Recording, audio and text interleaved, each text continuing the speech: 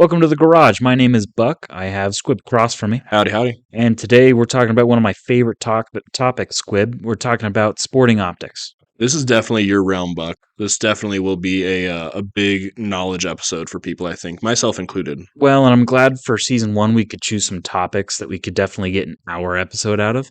This is by far going to be one of the easiest episodes to reach an hour on. Mhm. Because there's so much that goes into sporting optics when people try to choose what's right for their situation. We could probably make multiple episodes out of it. Yeah, you really could. You could do an episode for like hunting applications, one for long Yeah. range, like 1,000-yard mission applications. I mean, it's a big can of worms to open. Yeah, and we were talking about it before we hit the record button, but even if you wanted to go towards 1x red dots and holographics and prism sights, which we'll touch on during this episode, there are just so many factors you can get into. It's as complicated or as easy as you want it to be. Yeah, it's one of those things where I think if you are just diving in head first and you don't have much of an idea or a background in it, it's a lot of information to take in, and it can be overwhelming. Yeah, so hopefully this episode can kind of act as a safe way to get someone across the proverbial pond when it comes to sporting optics and kind of see, okay, what am I looking for? What do I need? What can I stay away from? How do I shorten my list? Mhm. Because yeah, it's fun to go through the options on like Midway Yeah. and be like, okay, I could use this optic, and this optic. But the hard part is how do you trim that list down to the one scope that you have to buy for your rifle? Right. If you ever want to have a heart attack, this is to our listeners, go on to like Midway and on your sort menu, go from price high to low and start looking at like Nightforce scopes and whatnot. Zeiss or Yeah. Swarovski. Yeah. I mean, there's some. I'll say it a lot during this episode probably, but you can pay as much as you want for a scope. Yeah.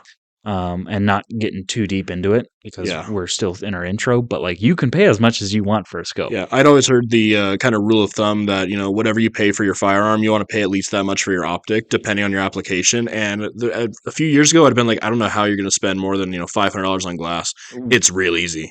Well, it is really easy, but honestly, as much as your rifle or as much as your gun, I can agree with that to a point.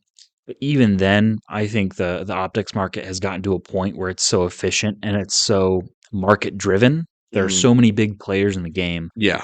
to where I don't know how valid that is. Yeah. I see where you're coming from on that. Yeah, because back in 70s, 80s, 90s, even the 2000s, when scope technology was still coming a long way, and you had Casco World classes that were at the top of their game, and now they're Walmart scopes. Yeah, I mean, now if you're getting a Tasco optic like off a table at a gun show, you You might get be paying laughed at. $10-$20 for it. Yeah, Which I will say, I have a Tasco on my Ruger 1022. It's like a 1972 production, and I found a 1970s era. I think it's a 3 magnification, might be 4, which is really all I need for a 22. sure. And I just thought I would look cool on there because it's kind of period correct. Woodstock 1022 from the 70s. It looks right.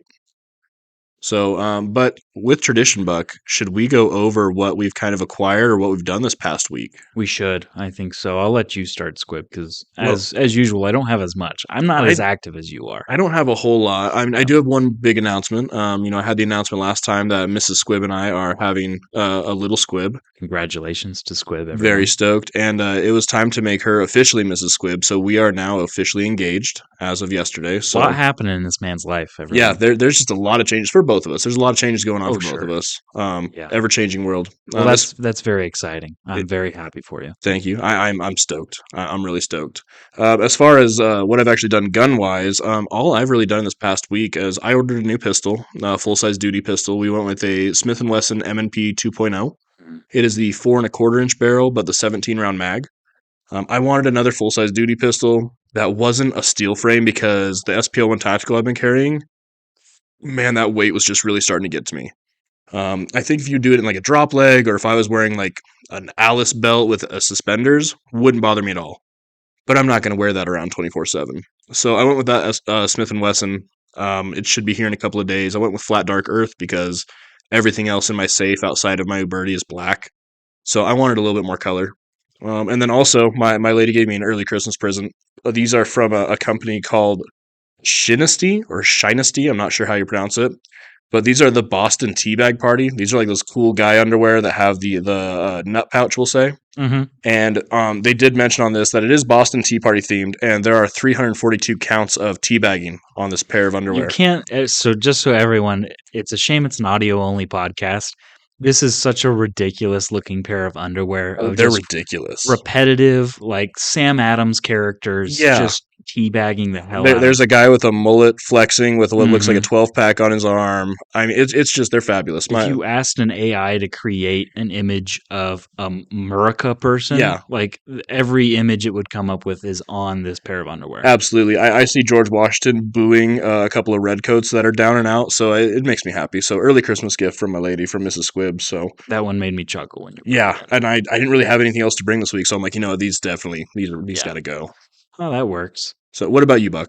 On my end, I brought in my AR to do some shorts on, which people are going to see well before this episode actually comes out, I think.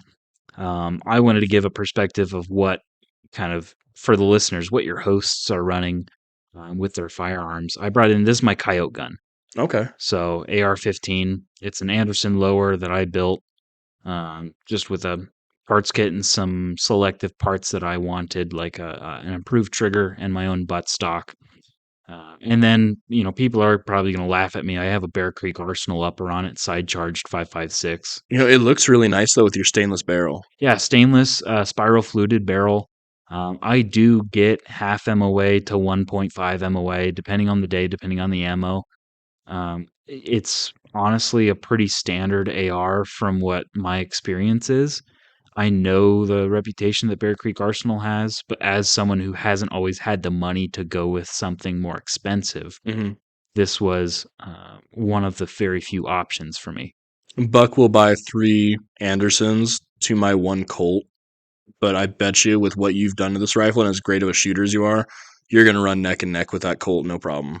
Well, and I was actually thinking about this before coming to the recording session today. It's like, people get better, um, I say better, more expensive lowers and more expensive uppers on the condition that maybe they're more durable, maybe they're more geared towards the application. And while I don't usually subscribe to that because I sit on a bench when I shoot, or I'm stationary in a stand when I hunt coyotes or prairie dogs, so I'm not moving around very much, I don't need a very durable upper and lower system. Hmm. At the same time, if someone is shooting, let's take Lucas from T Rex Arms, for example. I mean, the man goes through tens of thousands of rounds of ammo per month, Yeah, and that's no exaggeration. That man needs a durable lower and upper absolutely. That because guy he's, probably puts more rounds on range in a oh month my than you and gosh. I can do all year, and that's just timing and money wise. And through this Bear Creek arsenal, I'll put, maybe 2 to 300 rounds per year through the barrel. Hmm. So, I mean, yeah, Colt, it's awesome. Do I really need it? Probably not. This Anderson will get me by because I know since I've built it, I know the capacities with those parts and what I can do with those parts. And it's not like I'm doing any strenuous activity. Now, if I wanted to take a class like an AR-15 class or like a tactical or a CQB, this probably wouldn't be the rifle I choose. Definitely wouldn't, Yeah, that's understandable. because I also have a right-on scope on this. It's a 3 Hunker, 6 to 24 by 50. I think I should have looked at that before I put it on the table, but it's a huge scope, and honestly, people that are fans of T-Rex probably wouldn't like to see it because they like red dots or they like holographics or prism sights and Hmm. magnifiers on their AR-15s. And here I am with a long range. I've taken that scope specifically out to 1,000 yards, not on this rifle, but I've taken that scope out to 1,050 yards, and I've done it. That's why I put it on the 5.56, the AR, because I know it's dependable. I'm pretty sure if you took that Bear Creek upper out to 1,000 yards, they would sponsor us. So maybe we You should think try. so? I don't know, Bear maybe. Creek Arsenal, Why not? please respond That would because be awesome. I would love that. I'm as someone who's trying to get in a 300 blackout here soon. Um, Hmm. I would be confident, taking this out as it sits right now with the ammunition I have. I've been shooting prairie dogs at 5 and 600 yards. Oh wow, okay. Yeah, with 55 grain, and people are going to boo at 55 grain. They're gonna question it. When but I hand load. we're talking about knocking a 4 or 5 pound mammal at tops. I mean, That's a small target at 4 or yeah, 500 that's a yards, though, small Squib. target, and it does not need some honker 77 grain or something. No, Why waste your really really good ammo?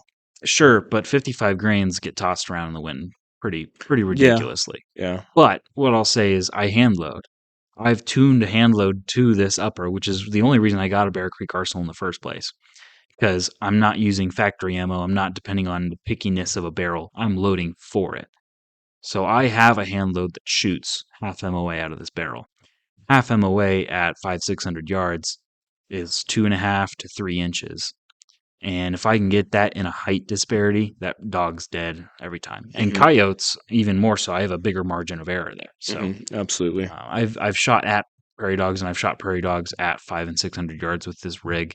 I'd like to take it out to 8 or 900 with some 75, 77 grain hand loaded ammo, but that's probably in the future. Have you popped any coyotes this year? One or two. One or two. But Gotcha. I also have to wait till they're in season.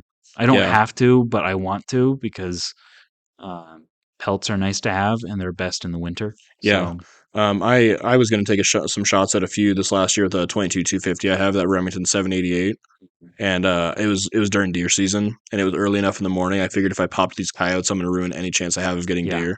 Which I probably should have because I didn't get a deer anyways. So, but it's all right. but you never know. Yeah. Um, so yeah, that'll be an interesting thing. If you're listening, the short's probably already out. You should go take a look at it because it'll be featured. Um, but with that, it's funny I mentioned the right on scope. We can hop right into our episode about qualifying magnified optics, and I think we'll bring up 1x sighting systems as well. I do think, though, Squib, that no matter how you shape it, your sighting system for your rifle, whether it be iron sights, whether it be 1x, red dots, holographics, whatever you want, or even, the 6 to 24 that's on this rifle next to us, it is the most difficult decision after you've bought your gun because it is how you aim at stuff. I could agree with that. And it's one of those things where the market's just flooded with options and opinions and brands. I mean, you could spend weeks watching YouTube reviews and reading articles on what optic you should be using, and it's really going to come down to your budget and your application. There's so much information out there Yeah. on optics. And I would argue for anyone that disagrees with that, what other attachment would you say is a more difficult decision that you're going to put on your rifle? And again, application plays into this a lot because I'm not busting down doors with this AR-15, but it does me no good to put a red dot on this gun Mm, when I'm shooting coyotes at 400 yards. yeah. Yeah. As Um, someone who's used red dots in some tree gun competitions, man, it was night and day when I switched to an LPVO. mhm, Using that red dot and trying to, especially with my astigmatism, trying to pop out at a target at 400 or 500 yards, not fun. yeah. It's just not.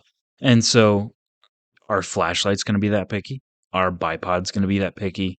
Um, Yeah, there's just really. lasers.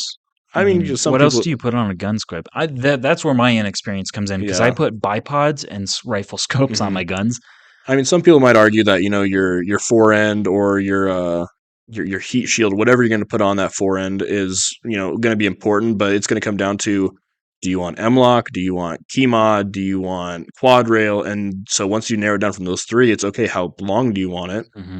And then what do you want the brand on it to be? It's pretty easy to decide on what you want for that. Right. Same But thing with your stock. yeah, and ideally that should be decided before you buy the gun. Hmm. And then even if you need to swap out a part, you should have already decided that before you bought the gun, probably. Yeah, I agree with that fully. Anymore, a lot of companies, when we're talking about ARs, my Colt that I just bought, that M4 carbine, for example, I was able to pick out the furniture I wanted with it Hmm. because I actually bought an unfurnished gun. So it had a buffer tube. It did not have trigger guard in it, so I put in a mag pull. I did have a fore end on it that I wanted. It was M-lock. I wanted M-lock because that's where I think most attachments are anymore. Key mod was kind of hot for a while. Quad rail was a cool guy thing in the early 2000s. A lot of people still like quad rail. They're just heavier. So, not trying to sound like a whiner, but they do add some ounces. I just literally, I've had this gun for probably 3 years, and I just noticed that there is a QD attachment in the forearm I noticed right that the here. second I walked in I here. did not. Yeah. I did not notice that until this very Yeah, and then you moment. also have one on here on the rear of your stock. So if you want to throw a sling on this, that's real easy to do. I was about to buy like 3 QD slots for M-lock Oh yeah, no. to put on this gun. If you need the swivels, I got an extra set. Well, now I don't because there's a even on the side where I want it. Man, that's cool. Perfect. But moving on, what kind of brands are we talking about, Squib? And I'll let you go first because I know I have my list in the notes. But aside from what I have, is there anything you want to add to this list that you have experience with? No, I was looking over your list, and the only one I would probably add on to it, and it's not my favorite, is Sig Sauer. Really, it's Sig not your favorite? Definitely not my favorite. No, I would say that primary arms I have now spoiled me. Oh man, It's a fantastic LPVO. I could not be happier. The only thing I would change on it is that it would be a first focal plane. interesting. And that's just coming from some 3-gun shoots where I've shot optics like some Burris ones where they're a first focal plane, and you dial it from 1 to 8, and all of a sudden you don't have to adjust for your rise or anything. You just know you're spot on there being first focal plane. Well, and So they're always authentic, or mhm, the holds are always value yeah, versus second focal plane. And we'll bring this up. Actually, we might as well address it now. So there's first focal plane and there's second focal plane, folks. And first focal plane scopes, when you zoom in and out on the magnification, your reticle grows and shrinks with your image in the scope, so that if you have two dots that are holdovers in your reticle, they'll be at the same spot as you go through your magnification. Versus second focal plane, that reticle is one size. mhm, And whether you go through, 6 to 24x magnification, all the way through, that reticle is one size. It does yeah. not change. Which some people might have an issue with. If you're really trying to dial out to a small target at let's say just 500 yards, you could run into the situation where your reticle is now covering your target instead of dotting your target. And that's really more of an issue for red dots and single magnification optics. It's not so much of an issue for those. But outside of that, your list has really covered pretty much everything. The only one I would add would be Sig Sauer, and they're Yeah. they're they're okay scopes. They're not bad. Well, and I think, especially for this episode, we're talking about value based optics. Mhm. And I think that's an important caveat because I don't have Leopold on here. I Yeah, don't have Nightforce. I don't have Swarovski. Um, Mostly because people that are buying those scopes probably don't need to listen to us to tell them they should buy them. yeah, and unless you're going out there with daddy's credit card and trying to buy the most expensive thing, if you're buying Yeah. Swarovski glass, you probably have a pretty good idea what you're doing already. Yeah. So who are they to listen to us and take our recommendation for those scope companies? Right. Fantastic scopes, great Yeah. scopes. But I like to help out consumers that were like me when I started in the magnified optics, who might be a little lost with the information, and they might also have a lot more constrictions or restrictions in their wallet. So to start this list off, my first one was actually Athlon Optics. Mhm. I'm from the Kansas City area, Squib, and Athlon Optics is like KCK area, Kansas City, Okay. Kansas area, and so they're kind of a local option. Mhm. Athlon and Bushnell, I'll throw their name out there too. They're Mhm. also KCK. And so those two have been uh, companies that agree with my personal morals and ethics and how they do business. I really like how they do. Yeah, I'm a big fan of putting my money into companies that I agree with. Yeah, There are certain companies I don't buy things from anymore just because I either don't agree with their politics or their quality control or they burned me. yeah. If a company burns me once, I'm usually done with that company because there's a million other options out there. Hmm. Shout out, I was talking to you, 6 Hour Ammunition. Oh, really? Oh, yeah, bad experience. Did I ever tell you about this? I'm not sure. I'll keep it real short. I had 2 boxes of their 9mm defensive rounds. I loaded them into a Glock 19 I had. My grandfather was in town, wanted to show him the new gun. Dropped my mag. Noticed there was some gunpowder on the mag. I'm like, okay, that's interesting, considering I hadn't shot the pistol yet. Your bullet got stuck. Not even. I had bullets that weren't seated in the cases. Ooh, So I racked that round back that I had in the chamber, and all of a sudden my case went one way and my projectile went another, and my gun was filled with gunpowder. that's never good. No. So, and then upon inspection of both of those boxes of ammunition, they were from the same lot. Half of the bullets in each box were not seated in the case. You could look across the top of the little plastic You can see container. that they were higher. Yeah, you could see it looked like mountain ranges. Yeah. So I contacted Sig Sauer and I told them about my issue, and they basically told me, "We don't believe you. You must have messed with your rounds."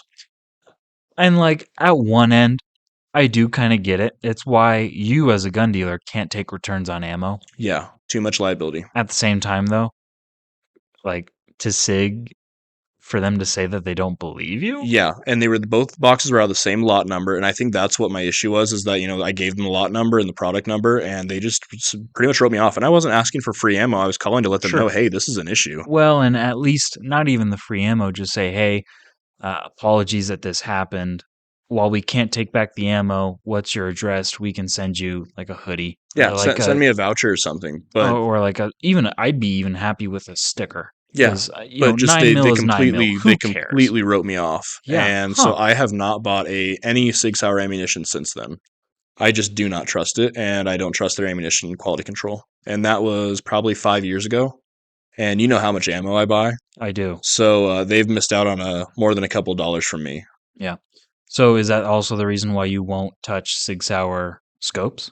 No, now I have no problem with their optics. Okay. The scope I'm actually thinking of right now, I think it's the Tango 3. Yeah. It's a 1-8, I believe, which is, Right. for an LPVO where a lot of people want to be. Mm-hmm. And they seem solid. We have one on a rifle right now in the shop. I don't know if you've seen it. It's a Henry Model X Yeah. in 30-30, all tacticaled out with quad with an Yeah. M-lock rail Seen and it. It's a super. shame that's in 30-30. Yeah, if it was in 45-70, I'd be drooling harder. If it was in 350 Legend Okay. or 450 Bushmaster, I'll only say that because those two cartridges are newer on the scene Hmm. to match a gun that's a lever gun, but it's tactical. Yeah. So it's newer on the scene as well. Yeah, and kind of the funny thing is about it using a Henry Model X. Henry is the only lever gun company in my knowledge. To you, let me know if I'm wrong here. That still has the tube loading from the top at the end of the barrel, where you can pull the ramrod out and load the tube that way instead of using the side gate. That's my biggest pet peeve with Henry. I get that. I hate that. I don't like it either. But actually, now that we put that tactical rail on it, you can't even do that. So it's kind of funny. You have to use the side gate. Good. Yeah, I- we're training people how to Marlin load. Side gate's the way to go. It That's like is. the only way to go. But So, no, so on this list, I did mention Bushnell. It's important to note two very used to be famous scope companies, Simmons and Tasco, are owned by Bushnell. mm, My first scope was actually a Simmons.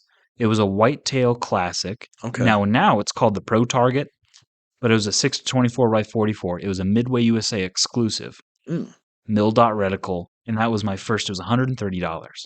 good deal. And mil dot reticle, I learned so much on that scope. Set my first record at 600 yards on my 300 Win Mag with that optic. I unfortunately traded it away. I should have replaced the optic, granted, because I did outgrow it. But I should have kept it around because that was a wonderful, wonderful scope. Yeah, I think that Simmons and Tasco are kind of they used to have their heyday back in the day. I Yeah. mean, you've seen my 30-06. We put a vintage Tasco on it that is oh gosh, what is it, Buck? I don't even remember. Is it like a 4-16? Your Tasco. Yeah, I Look don't that even up. remember. But it's an older one. It is an older And one. that's the key with Tasco. I think a lot of the problems that arose with Simmons and Tascos, I'm pretty sure they moved where they make those scopes to China Mhm, or somewhere that wasn't Japan. Tasco used to make theirs in Japan. mhm. And that's kind of like, I won't say it's the holy grail because Germany's pumping out some really nice optics. Yeah. But Japan's kind of like the bare minimum for people that are shooting like extreme long range, like Mhm. 4,000 yards. Yeah, if you look at Nikon scopes, which Nikon, the camera company, Oh my gosh. no longer makes optics, unfortunately. Unfortunately. I believe that was a public relations thing that they got out of the gun community completely just Yeah. to kind of save their A brand. political thing. Yeah, it is what it is. That's their right as a business to do They so. still make binoculars. Yeah, but I will tell you, those Nikon scopes out of Japan, fantastic. Extreme, like crazy clear. Yeah, I've got one in the case. Pro Staff 7 at the shop that I really want to take home. I really want to. Yeah. Well, and I think they were decently priced. And for the clarity, the clarity, which is a chief idea for people when they're shopping for glass, is as clear as I can get for the price. Yeah, And I think you have it priced at $500 or $600. I think so. Yeah, I think it's like 529. And for as clear as it is, holy cow. Yeah, and it's still brand new in the box. I don't think it's ever been mounted on a rifle, so Yeah. it's beautiful. But Nikon, Simmons, and Tasco, they're almost getting kind of this collector craze to them. Yeah. There's vintage collectors for those that they're just cutthroat. It's kind of like Weaver scopes. Tasco's been that way Mhm. because when I think Tasco's kind of been Walmart scope quality since like the 2000s. But like if the Tasco world class, I think it was, that like dominated the optics world in the 70s, 80s, and 90s. Mhm. And maybe even before then. I'm not even sure. But there are collectors dedicated to just buying old Tascos. Yeah, which if you go to Walmart now and you see Tasco optics as cheap as they are, you can probably get a Tasco scope for 30 or 40 bucks at Walmart. You would kind of laugh at like why are people collecting these? But you got to realize 30, 40 years ago, that was the glass to get. Yeah. Well, but also, you're not buying the same glass either No, not at all. at Walmart. That's important to note. We'll have some angry people in our inbox if we don't say that. Yeah. Other optics on our list companies. I have one Crimson Trace scope. Okay. It is a 2 series. They don't make it anymore. They have a hard line and another line. I forget. I only shop their scopes every once in a while. I don't know how they're doing in terms of quality. The scope I have is mounted on my 338 Lapois. Hmm. It stands up to the recoil, and I've hit 1,000 yards with it. It was my first focal plane. It was my first focal plane optic. I gotcha. It wasn't bad, not bad at Okay. all. And I think it was a $750 scope I got for $500 on like Black Friday Yeah. or Cyber Monday or And I something. think Crimson Trace now, more than anything, outside of their optics, they're mostly known for their lasers. They are. Yep. Which is actually how I was introduced to the company was their lasers because Hmm. I despise lasers on pistols.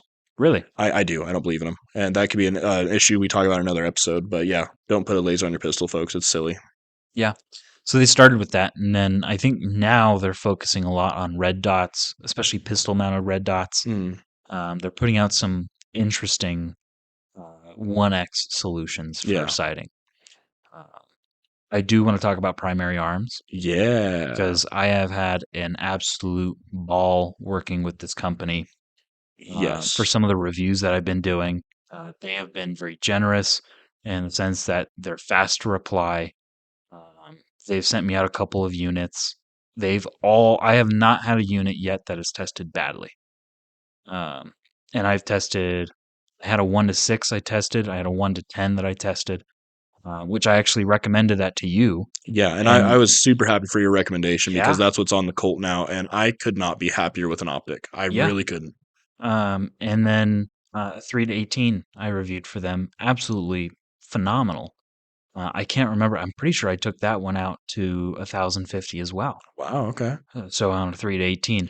So in a world where I have worked with vortexes, athlons, ride-ons, Bushnells for quite some time, I don't think I have ever gotten so excited about an optics company as fast as I have with Primary Arms.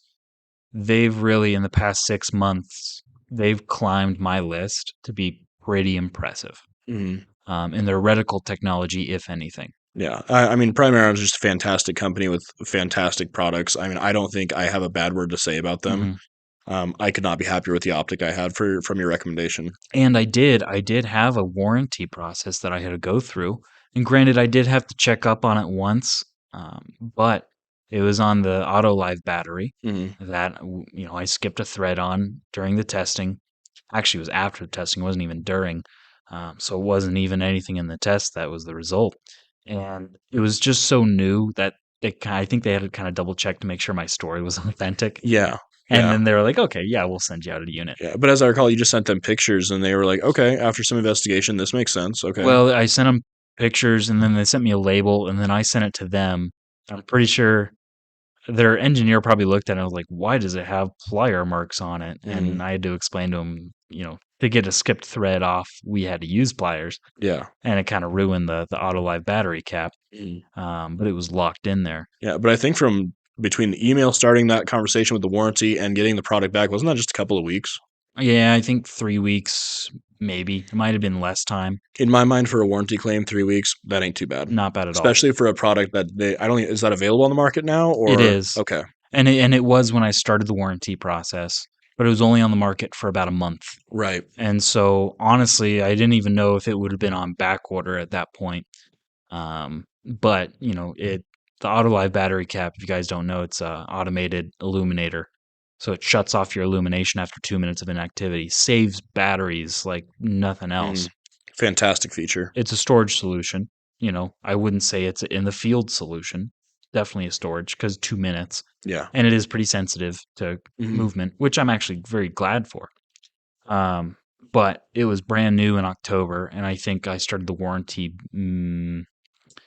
probably Early to mid-November. early November, and Yeah. I think I got it a week or two ago. So, Mhm. fantastic working with those people at Primary Arms. I couldn't be happier. Yeah, and I Um, heard from Grand Thumb that, it's free Skittles November or whatever, so I have order from them. no idea what you're referencing. Oh, Grand Thumb's whenever they're a primary sponsor of Grand Thumb's channel, and his cameraman always makes jokes that Primary Arms tell them that we sent you, they'll send you Skittles, or and apparently Primary Arms had to write the Grand Thumb team and was like, you guys need to stop because we had hundreds of people requesting candy with their scopes.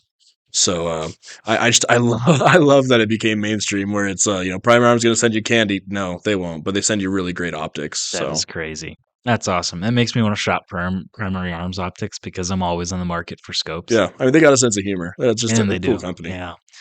The other two I have on my list that we haven't talked about are Vortex Optics and Ride-On. Hmm. And I want to cover Ride-On because I know people are going to be shouting for Vortex because that's been the hype for the past 6 or 7 years. Yeah. Yeah, and Um, I would argue rightfully so. would you? I would based on Because their I'd have an argument for you. I would based on their value for their Yeah. product and their warranty, having a lifetime no questions asked warranty. Yeah. A friend of mine about a year ago, he had a Vortex Diamondback, and I believe he dropped it off his four wheeler. His rifle fell off the four wheeler. Hmm. I think he cracked the glass in it. He sent them an email and a picture saying, "Hey, this glass is cracked. The rifle got dropped off four wheeler." I believe they apologized to him and sent him a new optic without any Yeah. questions asked, and he had it within a week. So their warranty and their value for their optics, I think it's there for a good budget option.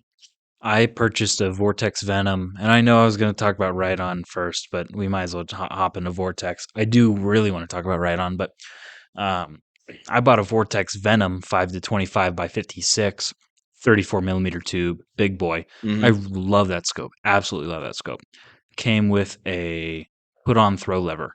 You could put it on, throw it off with one screw. Mm. And that one screw happened to be stripped. So I couldn't, you know, properly tension it. And I think it took 30 seconds on the phone call for them to be like, we'll send you out a new throw lever. What's your t-shirt size?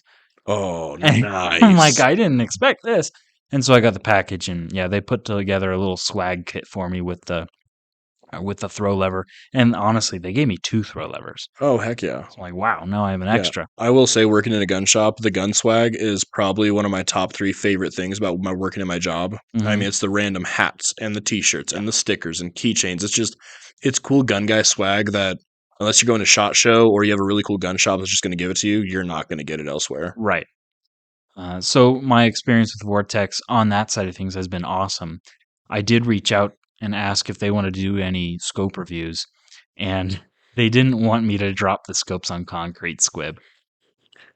I can understand why a company wouldn't want you to, but when every other company that has sent you glass knows that you're going to be doing that, And they just said, "Ah, screw it, just yeah, take it." yeah, and I've seen some of your drop testing where you've shown me a scope afterwards, and it's usually very minimal if there's any damage. Right. I will say Arkin, which is actually not on this list, but we can talk about them as well.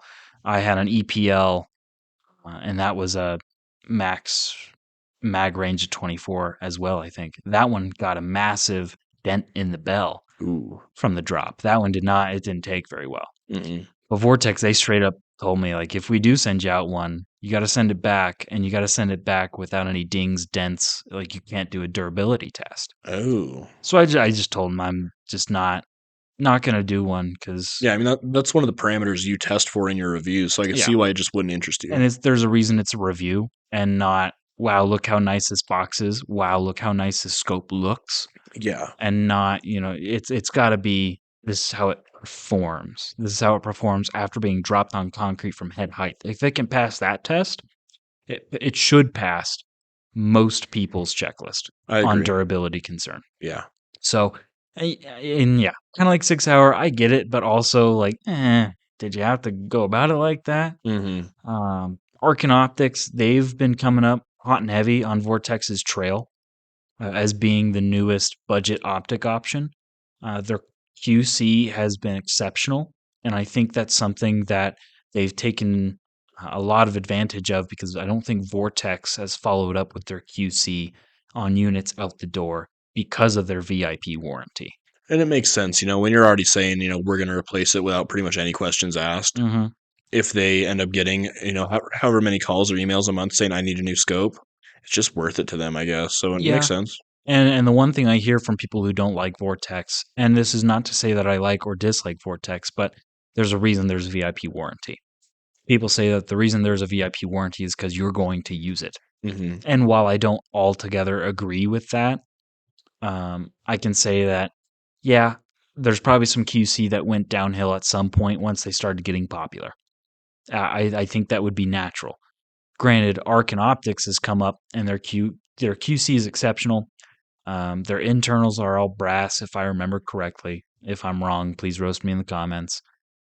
They are clear for their price.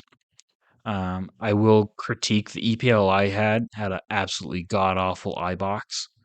And for those that don't know, the eye box is how close your eye has to be to the eyepiece to see clearly, and how far back your eye can get before you lose sight of your image.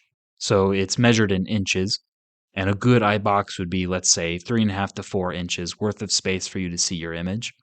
And this had probably a 2 inch or less space for my eye to Ooh. be in.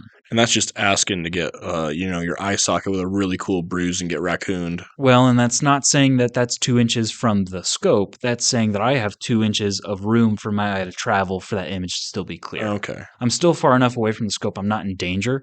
But for like following up on your shot, if you have a bad purchase on the rifle and your follow up isn't great, for someone who is not fundamentally set, then maybe your eye gets pushed back farther out of the eye box to where you can't see your impact. And so that can affect performance. Now, granted, it's not the end of the world. I can work with that. And if you're buying, like that EPL4 was a 6 to 24 by 50 first focal plane illuminated. If you're going to have all of that in one scope for I think it was $400 or $500, you should expect to trade something. Yeah. So you have to give something up for that Yeah. price. Optics are kind of one of those things in my mind where you really get what you pay for. Outside of, maybe paying for some names on some really high end ones, if you compare a $200 optic to a $600 optic, you should be seeing and feeling that difference. You really should. Well, and it's tricky because yes, you get what you pay for, but it's about what aspects of the scope do you see that in. So for the Arkin, you see that it's a budget piece of glass because the eye box is short and it could be difficult to use for someone. With Vortex, I don't know what their internals are, but if they're not durable scopes, there's your trade off. Granted, I wouldn't put them as much in the budget option right now because they've gained so much popularity, and I think their products have grown in both price with that popularity to be quite standard for the industry. Um, but like that Simmons scope that I got for 130 bucks that I put on my Win Mag that I hit 600 yards at, I was giving up clarity because for $130 you can afford to put Japanese Moroku glass. Hmm. And I don't think they make glass in Moroku, but Japanese glass in a $130 Simmons scope, they won't do it. I'm gonna start calling it Tokyo Drift class. Sure, why not? Might as well. Yeah, get those people angry at us. But um, so yeah, I was trading out clarity for things like magnification, 6 to 24 by 44. Hmm. 44 millimeter objective lens, I was trading out a 50 millimeter objective lens for a 44, all to get down to $130. Now, for me, my list of needs for a scope is a lot shorter than other people's would be. I need something that tracks accurately, and I need something that's clear, which is ironic. Now that I say that, I've grown into a stage where I need clear glass, Hmm. um, which is a consideration when you're buying a $130 Simmons scope squib. I think it's not a bad move to get a $200 to $300 scope because I think at some point you should grow out of it. Yeah. And whether that growing out means it gets put on your shelf or in the cabinet or put on a different firearm, Hmm. or like Horse Trader Squib, sell that thing, And upgrade. that's even in the notes. I had Hmm. you in mind because I was like, yeah, I bet Horse Trader Squib trades his scope once he's learned out of it. Yeah, and I would say there are some like that primary arms that's going to probably always stay in the safe, and if it Sure. doesn't stay on the Colt, which I can't imagine why it would come off the Colt, Hmm. it will go on another rifle because I love that optic so much. But have been a number of scopes that have gone with the rifle or off the rifle and sold separately. So when I started shooting and I wanted something to learn on, I got something simple. That Simmons scope had a mil dot reticle, which for you that don't know, they're just a series of dots along the crosshairs that allow you to hold with those dots. Is probably as simple as you can get while still having holds in your reticle. And I learned the value of mils, which brings up an entirely different branch that we could probably make an entirely different episode on, which is MOA versus mils, which are both units of measurement. Scopes can be in MOA, they can be in mils. This one was in mils. Mm. It's one of those things, Squib, where if you consider them languages, it's the most beneficial if you're bilingual. Mm-hmm. Speak both. And in this case, I learned on mils, which I think it's not that it's the hardest one to learn on. It's the hardest one for people who have only shot MOA to learn on. Yeah, I started out shooting MOA and working with some military buddies of mine trying to learn mills was a little different. Yeah. Now, granted, most of them were shooting long before they were in the military and they were kind of growing up more on MOA. So it wasn't a crazy transition. Yeah. But it was one of those things where, like you said, it helps to be bilingual in them and know them both. Yeah. So I started learning mil through 1/10 adjustments and mil dot. And once I can graduate from that into a nice MOA scope or a nice mil scope, I think it was a lot easier for me to understand MOA after having gone through what mils are. And there are so many resources out there that can kind of explain that too. But you should know both languages. Absolutely. And so I learned that system from $130 scope. I could move up at that point. Mm. So the 300 Win Mag, I sold that Simmons scope to my buddy Jimmy. Shout out to Jimmy. And I purchased at a pawn shop an Athlon Argus.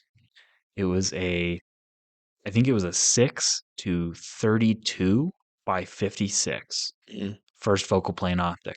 I will say pawn shops are a great place to find decent optics at a really good price because I would say Uh, 50% of the time a pawn shop doesn't know what they have. be careful though. Yes, absolutely. It's something to be, a cautionary tale. And I'll say be careful because I got bit by the snake. That Athlon Argus I bought was a dud. Wouldn't track. Hmm. And I put it on granted, I put it on 300 Win Mag.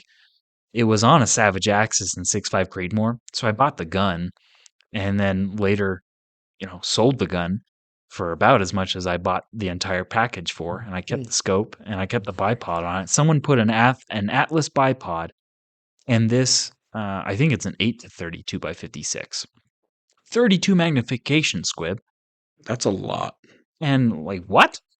Who needs that much magnification? That's when you're trying to decide which hair on the deer you want to shoot at. On a Savage Axis. Mm. So it's like $300 rifle with this. I think it was like a $500 or $600 scope and like a $100 or $200 bipod on it.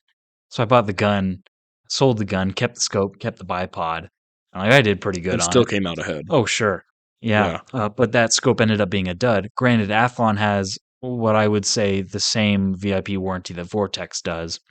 And so I sent it to them, and it was a generation behind what they were currently selling, and they sent me a brand new current generation scope. No questions asked. Very nice. So awesome. And now, so I actually graduated that off my 300 Win Mag. It's on my AR-10 right now in 308. Still have that scope. Still shooting it. It's pretty nice. Wonderful. Yeah. So, and Squib, we can kind of get into the list of what is considered when we're getting a glass. We've referenced a couple of these, but what kind of things would you advise people to kind of look at when they're viewing specs? One thing, I think it deserves to be a place at the top of our list, and you've touched on already, is glass clarity. Mm-hmm. If you cannot track where your hit is after your shot because your glass is that foggy or that poor quality, you are going to struggle reaching those farther yardages accurately. Because unless you have somebody next to you with a spotting scope, which luckily you've trained up your girl for that. Yeah. So she does a great job. Yeah, shout out to her, Mrs. Buck, we'll say, and glass clarity is just one of the most important things in my mind. And so I'll add to that because I brought multiple scopes to shoot at 1,050 yards, and at 1,050 yards, you can tell which scope has clear glass and which one doesn't because it's 1,050 yards. And the clear glass, you can see where on the target your bullet hit. On the not clear glass, you can tell if you hit the target or not by the ding. Mhm. That's how you have to understand if you hit your target or not. Yeah, and if you're half deaf like I am, you really want to see it, not rely on your And sound. the troubling part is if you're hitting like left edge, like 1 or 2 inches into the target, you don't know that you're barely hitting the target. Hmm. So then if you try to go past that, you're going to have a lot more difficult time hitting your target Yeah, because you don't know where on the target yet because of glass clarity. right. So after glass clarity, what do you think is a very important thing for people to consider? So I'm actually going to bring up weight Okay. because this is something I've had to grow into as a shooter and the maturity that I have as a shooter. Because when I started out, I thought weight is not a consideration. I'm a young lad with a strong back, sort of. I can haul around whatever. Hmm. That is until I took my Savage 12 FV with a varmint bull barrel and heavy polymer stock with a very, very heavy, I think it was a Bushnell Forge scope on top of it. I think that whole rig weighed anywhere from 15 to 16 pounds. Oof. And I hunted with it for 2 days. Not blind hunting, I stalked with it Ooh, for no two fun. days with no sling. Oh, That was my mistake. that was a live and learn moment for you, we'll Yes. say. Yeah, for sure. When you're thinking about glass, you not only have to think about what weight does it come in the box, but also what kind of things give it weight. And this is something I think is overlooked a lot with optics is when you're considering first focal plane versus second focal plane, first focal plane capacity adds weight to your optic Hmm. more so than second focal plane. Yeah, it's one of those things where ounces really do start to equal They pounds. do. I think that you're really just it's going to come down to is that extra 4 or 5 ounces worth it to have a better optic? In my Mhm. mind, at this point in my shooting career, I would say absolutely. Yeah. Illumination is another big one. Yeah, and actually, I can kind of speak on this one a little bit because in our at our range for DEF Comp, we're basically in a bowl of a canyon. If we have sunset at 6 o'clock, we start losing light at like 4:30. Sure. So being able to have an illuminated reticle, and in those low light situations where we're shooting towards this tree grove or a fire farther up on the bank, being able to adjust your illumination, It's or if you important. want it at all, it's incredibly Yeah. important. I didn't realize how nice it was to have an illuminated reticle until I started shooting in those lower light situations. Now I'm not saying out there with nods at 2 in the morning, as cool as Sure. that would be, but those low light situations, being able to go from a black reticle to a bright illuminated red, that's a lot of times the difference in making a shot and not making a shot, in my opinion. Or even just a dull glow. Yeah, I would You'd say be, your sight acquisition is going to be faster. yeah. You're not searching for the black in a low light situation where you're trying to maybe shoot a black target. Hmm.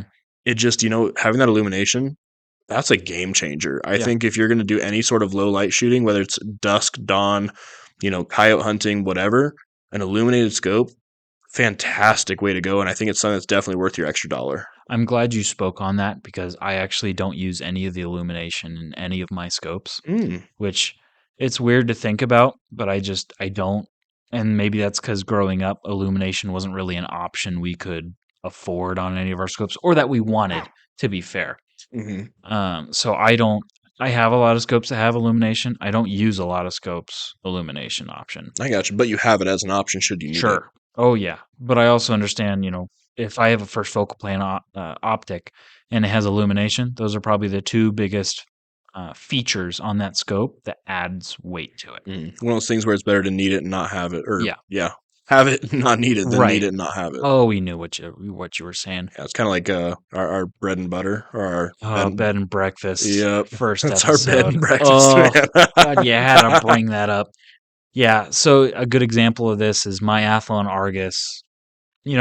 And actually, I won't even say that because I don't know which scope it is, but one of my scopes weighs probably 36 ounces. Okay, that's That's a a heavy that's a scope. heavy optic. That is a very heavy scope. Actually, might be the primary arms 3018, actually. Oh, okay. But that Simmons Whitetail Classic that I had is in like the low 20s. Oh, nice. And that one was sensational to carry Hmm. around compared to 36 ounces. Are you kidding me? Yeah. Granted, I still have that mentality that I could probably do with a heavier scope. It's kind of whatever. But I'm not the guy that adds ounces. I know they're out there though. Hmm. So what else, Squib? That click accuracy that we have on the list, Oh that man, is one of the most important things in my opinion. it is. the number one thing on my list. Is it really? Okay. Yes, because I hold for wind, but I do click for elevation. Mhm. And if I can't count on a 1/10 mil per click or even a quarter MOA per click, then what business do I have running that scope? Yeah, I mean, it's one of those things where those little tiny gears in there better be working how they're supposed to be. Otherwise, that could be the difference between you making a shot and not making a shot. Yeah. If I click that scope 9 times, I want to know exactly where I moved it. I don't Yeah. want to guess, well, I clicked 9, but with this scope, that maybe really only meant 5, so I need to do 18 clicks to make it equal 10. That click accuracy Yeah. needs to be an important factor. And this ties into the key to accuracy, which we consistently say is consistency. Mhm. I would add to that and say that confidence is also a really big part to accuracy. Absolutely. So explain to me, Squib, if you know your velocities, you know your bullet, your SD, your ES, all the numbers you could know about what you're shooting, and you plug it into a ballistic calculator, it spits out a solution. You put that solution into your turrets, and it turns out to be a miss, or it turns out to be wrong. How confident are you in your data and your ballistic calculator? I would say I'm more confident in the calculator than I would be in the turrets being accurate, depending on the optic I'm using. I'm hoping Sure. that calculator and I did everything right because I'm mathematically challenged, we'll say. Right. But having that those actual click accuracies be what they're supposed to be, Right. that should be where your confidence comes from. But I would beg to differ, and maybe not to differ, but I would I would say that not only would your confidence be a little bit shaken, but almost be a little bit maddening to realize you are, if you have all that information and your ballistic calculator spits out a correct solution, you don't even know. Hmm. To me, that would drive me crazy.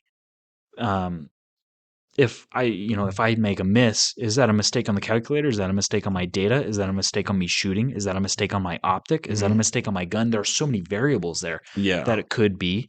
It's just maddening. And so having the confidence in your ballistic solutions and having the confidence that your scope tracks correctly, that's why it's number one on my list. That completely makes Because I sense. want to know all the factors. Glass clarity, I can suffer a little bit, Hmm. especially if I'm shooting 600 yards and in. I can give up a little bit of glass clarity to know what my target is at 5 or 600 yards. That's fine. Some scopes you won't see it until you're out at like 9 or 1,000. But like I can give that some of that up as long as my turrets click accurately. Right. So after click accuracy, what is another factor for you? So I mean, we talked about the MOA versus mill. Be bilingual in that Hmm. situation. Even if you run all MOA, please run mill. Maybe Yeah. not run mill, understand it. I Hmm. should say that. If you run all mill, please understand MOA. If you, Squib, are a mill guy and I'm an MOA guy, we go to the range together. I'm speaking in MOA and you're speaking in mills, nothing's going to get done. Right. We should be able to understand each other where we're coming from. At the very least, Hmm. if me, and I'll just say for long distance shooting, I'll just say I'm the more experienced one. Absolutely. If I'm on the spotting scope and you're on the rifle, which is how that dynamic should be, and you're speaking in mills, you understand mills, and this is just example. I don't know if Squib understands MOA or mills. I'm an MOA guy. MOA guy. So let's say for the sake of this, you understand MOA. I'm speaking to you in mills, and I give you 2.0 in correction. That is 20 clicks on Hmm. an on a mill scope, and that is 8 clicks on an MOA scope. Hmm. That is so much. Yeah, it's a big That's a difference. big difference. Yeah. So we have to. You should, as a shooter, understand both languages. I Hmm. think if you're applying MOA and mill on your optics. I agree. Another underappreciated one I should just throw in there is tube size. It's Hmm. not the biggest deal. It gives you more adjustments in your turrets, but I would just know what your tube size is so you can buy the proper rings. Yeah, that is. I mean, if your worst case scenario, go out there with a set of calipers and measure your tube. Yeah, If not, look on your box that you hopefully had with it when you bought it, because that will be in your description. yeah. If you buy a 1 to 8 by 30, you're gonna have a 30 mil tube. Well, it's not going to be in the one by But like. you know what I mean. I mean Sure, like look information at will the be out there. details. Look at the Yeah. specs. It'll have tube diameter in there. Hmm. It'll be 1 inch, 30 millimeter, or 34 millimeter. That's becoming more common. There Hmm. are some weird ones that are like 35 millimeter. I think that's Really, Leopold. I haven't seen those. I I guess think so. They're expensive. that I makes sense. Why I can't. haven't seen I them. can't afford a 35 millimeter tube. But just understand that's something you need to keep an eye on, so that when you buy your rings or your mount, you need to buy the correct ring size. Yeah. So aside from that, Squib, I'll give you an opportunity. What's another thing on our list? One that I'll touch on here is application. It's a massive one. That's a massive one. I definitely want you to chime Yes. in here because I think that your application for your optic is going to be one of the most important factors on what optic you purchase. Yeah. If you are looking at shooting 3-gun competition with an AR, I would highly suggest like a 1 to 8 or a 1 to 10. You will Hmm. be shooting at targets often that are 20 to 30 yards, where you might just want one magnification. Hmm. You might be pushed out. We've been pushed out in competition to 500 yards, and Sure. it is not a gradual push. It is going from a 30-yard target to 120, back to a 40, maybe to a 350, and having a good throw lever on where you can adjust that. That's going to come into a play on what optic you're going to need. Now, if you're just going to go out and plink at 100 yards and less, maybe you don't even need a magnified optic. Maybe you need a red dot or a holographic. Well, and I would say if you go into magnified optics and you only shoot 100 yards, where I'm from in Missouri, that's a great example because what game am I hunting that I'm taking shots over 150 to 200 yards at? Not many places in Missouri. Hmm. So I don't need a 6 to 24 by 44 scope. I Yeah, don't need a 8 to 32 by 56 first focal plane scope right. to shoot 100 yards. I just Yeah. don't. Now, here on the plains of Nebraska, it is not uncommon to take a 300 to 400 yard shot at a whitetail or a muley buck. Prairie Um, dog towns, often people set up 4, 5, and 600 yards away yeah, from them.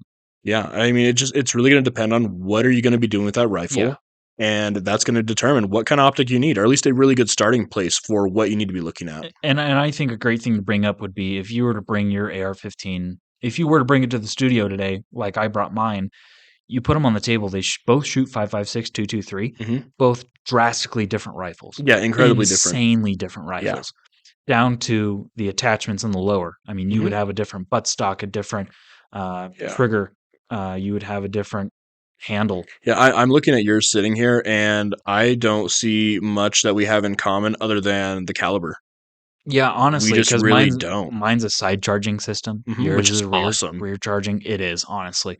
I've cleared jams on that side charging system. It was an ammo issue, not a rifle issue, Hmm. and it is so nice to be able to hammer that side lever on something Yeah. instead of having to yank on that freaking charging handle. Yeah, and that kind of comes back to I think I mentioned it in a previous episode that ARs are kind of the Honda Civic or the Legos for adults. You do anything you want. It just Yep. anything you want to do Yep. it, and it's not going to be that expensive to change it. Yep. We just have different applications for our rifles, and that is the great thing about ARs is that you can build them to whatever application you need. Yeah. If you want to go practice CQB, and you maybe just want to run a holographic with maybe a magnifier and a 10.5 inch barrel, power to you. That's awesome. And even take the magnifier out Yeah, until you like absolutely need it. Have a quick detach system yeah. and you have just opened up your rifle's capabilities immensely. Yeah. You can Um, really build them for whatever application you need. sure. So I guess to circle back to the optics, it just depends on what are you doing with it. That's going to be Yeah, a great place to start with. Okay, what kind of money do I need to put into an optic, and what right. features do I really need? Yeah, and so take a look at your application. Take a look at any future applications because when I purchased this AR, I wasn't thinking, you know, just a range gun. I did consider I will take this out for prairie dogs at some Yeah, point. I will take this out for coyotes at some yeah, point. and that's not to say that some rifles won't do some jobs better, but yours is purpose built for that, Exactly. and it looks like it would do it beautifully. Yes, I don't and I don't know if one of ours would outshoot the other. I don't think it would. It's just going to depend on what features you really need. well, and it comes down to the optics industry is so massive in its product selection.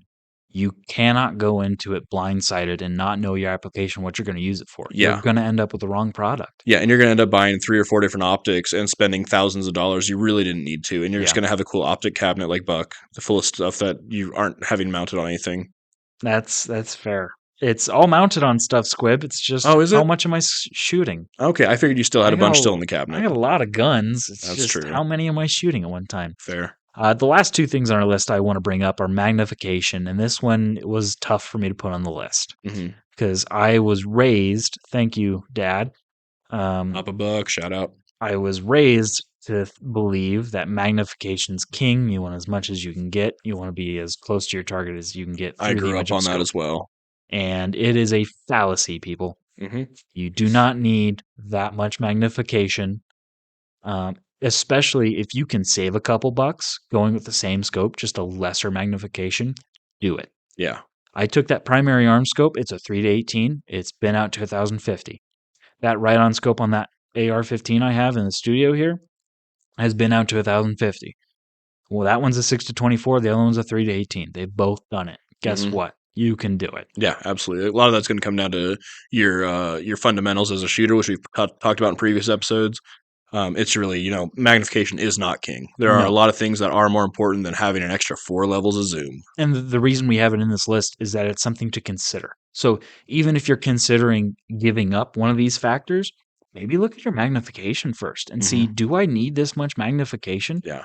Like for Missouri, for 100 to 150 to 200 yards, I probably don't even need 18 Hmm. power. You know, honestly, that 1 to 10 that I tested with primary arms would be a pretty sick optic to put on a hunting rifle Yeah. for Missouri. Yeah.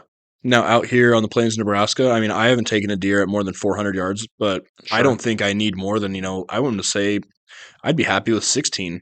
I do not need a 32 magnification scope out here for a 30 out 6. For I just hunting, don't. I've never gone above 16 or 18 power Hmm. because it's not needed. At that point, if I'm looking at a deer's rack with that kind Mhm. of magnification, I'm really counting points and seeing, is this the buck I want to take? Right. Not you, co-host, other bucks. Uh, But at that point, I'm not even trying to get good shot placement. I'm inspecting the animal before I take it. and for those hunters that use second focal plane scopes, which is the prominent option for hunting, that's the more popular one. Hmm. Your reticle, more times than not, it's only authentic in their holds at the maximum magnification. That's like the standard on second focal plane scopes. Those holdovers are accurate when you're at your max power. And the Simmons that I had on my 3 and Win mag was no different. So you had to be at 24x in order for those holds to be accurate at the distance that you're shooting. Right. And if you're hunting and if you have to hold, you have to be on max power for those to be accurate, Hmm. which is ridiculous. I won't suggest first focal planes for hunting. A lot of people will say first focal plane or nothing. I don't think that's valid. Yeah, I don't agree with that. I don't, because at some point you get to such a small magnification that you can't see the reticle. Yeah. But that's just how complicated it has to be when you're considering some of these things for your scope. Right. So that list is, I think, very comprehensive. And I would argue that the last thing that we had on this, which leads us kind of into the end of this episode, we are going to go over 1 hour squib. Hmm. The ability of the shooter.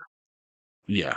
And this is why I don't have Nightforce, Swarovski, Leopold, a lot of those fancy scope companies on our list of optics. Because if a beginner's listening to us, I don't want them to think, okay, I need $2,000 glass to go shoot on my first rifle in my first time past 100 yards. Yeah. The You the do not optic need it. the optic is going to complement the shooter. The shooter is not going to be better because of the optic. And a better optic doesn't make you a better shooter. I agree. Yeah. It does you no justice to spend $2,000 on a Nightforce to shoot 100 yards for the rest of your life. Yeah. If I have a novice shooter coming to the shop and they're looking at, let's say, a 6.5 Creedmoor, because it's a very popular caliber, I have no problem sticking them in a Savage Axis or a Mossberg Patriot 6.5. I have no problem putting them in a $600 to $800 rifle. They don't need to go spend the $2,000 on a Christensen. That is not going to be the make or break difference for their ability as a shooter. I do have a problem with you putting Mossberg Patriots in people's hands. I use that as an example. I haven't ever actually done it. That was just an Good. example. I'm going to stick you in a Savage before I ever stick you in one of those. Well, and on the other end of that, so Nightforce and Swarovski make scopes with all the bells and whistles. Hmm. It also does the shooter no justice to go buy something. The part of what justifies the price is what features is on the scope. If I'm a new shooter and I don't know how to properly use illumination, first or second focal plane options, um, adjustable throw levers, all the stuff you can get on scopes. If I'm a shooter that doesn't know how to use any of that, why are you spending that much money on a scope that has all the bells and whistles you won't even use? Yeah, it's like buying the highest level of a car, the highest trim package, when you're not going to touch half the buttons anyways. That's like buying an entire cable package when all you're going to do is play video games. Yeah. That's as best of a way as I can figure out how to say it. Um, and it drives me nuts when people ask on forums, like, what scope do I need? And people instantly jump to Swarovski $3,000 Hmm. scopes. You just don't need it. Yeah, if you can afford it and it isn't going to make you bat an eye or whatever, cool, go for it. But unfortunately, 95% of the population is on some sort of budget, and we're not all buying $3,000 scopes every month. Yeah. Another thing to consider when you're buying optics is creature features, which we just mentioned it: throw levers, illumination, even like higher magnification, which we discussed. Side parallax knobs, I'll even put that on there. I think we're kind of spoiled with side parallax knobs because I remember adjusting actually some Tascos and some old Bushnells that had the parallax at the objective lens all the way at the front of the scope. Yeah. And I remember adjusting those. That sucks Mhm. to be behind the gun and try adjusting those at the same time. Yeah. Because no matter what, you're somehow going to get a fingerprint on your front bell, on your front glass too. You And are, but then you're also never going to be able to get in a solid position behind the gun while you're obtaining the correct parallax for your right. target. I would argue that all of these being creature features, if you're looking for some money savings, look for the scopes that don't have as many creature features. First focal plane is another example. If you get a scope that's a second focal plane optic, it's going to be less expensive than a first focal plane optic. Hmm. Same thing if it has illumination versus no illumination. Yeah. So if you're looking for money savings, look at what kind of features these scopes have, and then look for the ones without them. Yeah. And I think Absolutely. you would find your savings. Yeah. And if you really want to in the future, you want to upgrade, cool, go for that upgrade. But maybe you should do some testing and see what you really need first. I mean, I can tell you my hunting rifle right now, my 30-06, it doesn't have an illuminated scope, Mhm. doesn't have any throw levers, and I don't need them.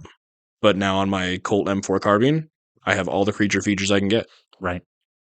The last thing before we kind of just end this episode, I think we've covered a really good basis, Squib.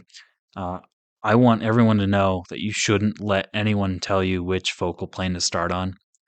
Because I mentioned earlier in the episode, there are people on there, and I've seen, I think it was T Rex Arms, I do watch his channel, I'll admit that.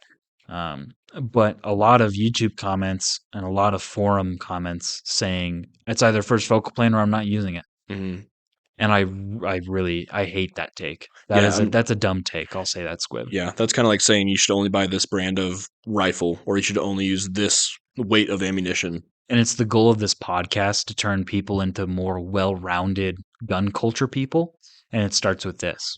Second focal plane scopes have been out there for a long time, Squib. They've worked. They've killed millions of animals. They've Hmm. shot millions, maybe billions of targets. They still work. Just because you're given a second focal plane optic doesn't mean you've been given caveman technology. Yeah. You can still use it. And like I said, I would argue for someone starting out, I would start them with second focal plane Hmm. because then they can learn on that platform and then be comfortable when they move up to a first focal plane optic, where they can apply that knowledge and grow as a shooter. Versus they get a first focal plane out of the bat, they have no idea how to use it, they have no idea how it works.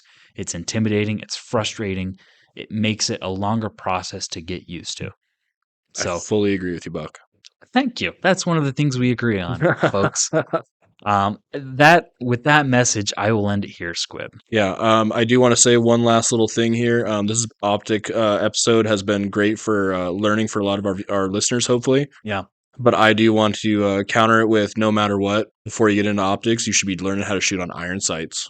that is. Oh my god, I'm so glad you said that, Squib. Hmm. That just made my night. We're Yep. gonna have an episode on that too, folks. I do think iron sight shooting is some of the most underappreciated shooting Yeah. disciplines you can go to. Yeah. If you ever want to ask about iron sight shooting, ask any Marine Corps vet from like the 1990s and prior, because they will tell you that they could shoot 1,000 yards with irons. And whether they can or not, the fact is they have the fundamentals that they started with, and then were given better technology later. And optics can fail. Yep. Parts on rifles can fail. You can drop your rifle and break your glass. I hope you can shoot irons after that, depending on the situation you're in. I Yep. really hope you do. My Mosin's been out to 400 or 500 with irons Mm. with 7.62 by 5.4R. The silly Zaitsev I'm would so appreciate that. I'm so excited to take that out farther too. So, with that being the wonderful message from Squib and myself, we'll conclude it there. We appreciate you guys tuning in to this Bucks Garage episode. If you'd like to support us, we have a Patreon. That link is in the description. We are also on Spotify if you want to listen there, follow us there. Episodes get uploaded same day through all platforms, so no worries there. Link is also in the description. Our at for Instagram is the same as our at for YouTube. That's also in the description. If you want to talk to us, if you want to find us on Instagram and kind of see some of the behind the scenes, that's a way to do it. Patreon's going to see a lot more than anyone else, though, right, Yep. Squib? It So is worth the $5 a month, people.